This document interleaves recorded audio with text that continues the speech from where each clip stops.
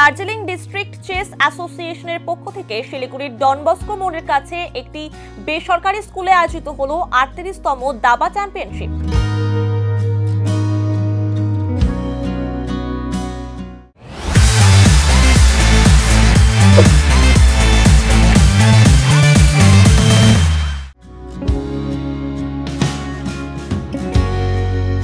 রবিবার এই দাবা চ্যাম্পিয়নশিপে মোট 200 জন খেলোয়াড় অংশগ্রহণ করেছে।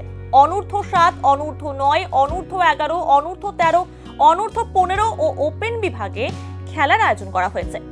এই চ্যাম্পিয়নশিপে প্রত্যেক গ্রুপে বিজয়ী এবং রানার্সরা দার্জিলিং জেলার হয়ে প্রতিদ্বন্দ্বিতা করার সুযোগ পাবে।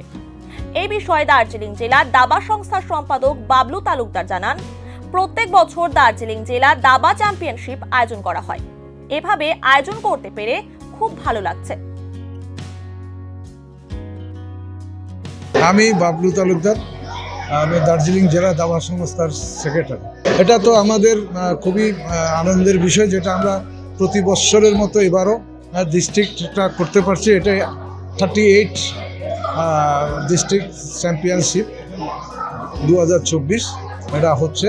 এখানে আমাদের প্রায় 200 প্লেয়ার আজকে এখানে অংশগ্রহণ করেছে, যেটা সবই আমাদের এটা খুবই সুখকর শিলিগুড়ির জন্য। আর আপনারা জেনে থাকবেন, আমাদের এখান থেকে কিন্তু ন্যাশনাল খেলেছে, আমাদের প্লেয়ারদের মধ্যে স্টেট খেলেছে, আর ন্যাশনালের সেকেন্ড রয়েছে। তো আমরা আগামী দিনে আরও ভালো করে এগুলো করতে চাচ্ছি।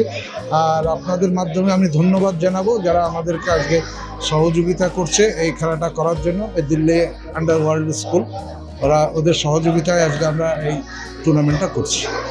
5টা বিভাগের খেলা হচ্ছে। এটা হচ্ছে আন্ডার 7, আন্ডার 9, আন্ডার 11, আন্ডার 13, হ্যাঁ, আর হচ্ছে আন্ডার 15 অ্যান্ড ওপেন। এই 6টা। হ্যাঁ, এটা তো একদম ঠিকই বলেছেন আপনি।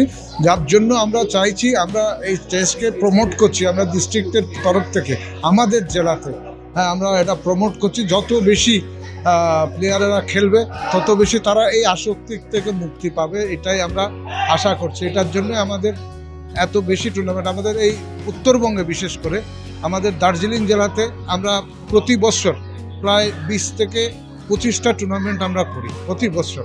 এটা আমরা সবচেয়ে হায়েস্ট ওয়েস্ট বেঙ্গলের মধ্যে। নতুন জেনারেশনকে বার্তা দেবো, তারা যেন একাডেমির মাধ্যমে চেসটা খেলে। বাচ্চাদের তো বার্তা নয়, তাদের গার্জিয়ানদের কাছে আমাদের অনুরোধ রইবে, যেটা হচ্ছে কি আপনারা আপনাদের বাচ্চাদের দাবা খেলান।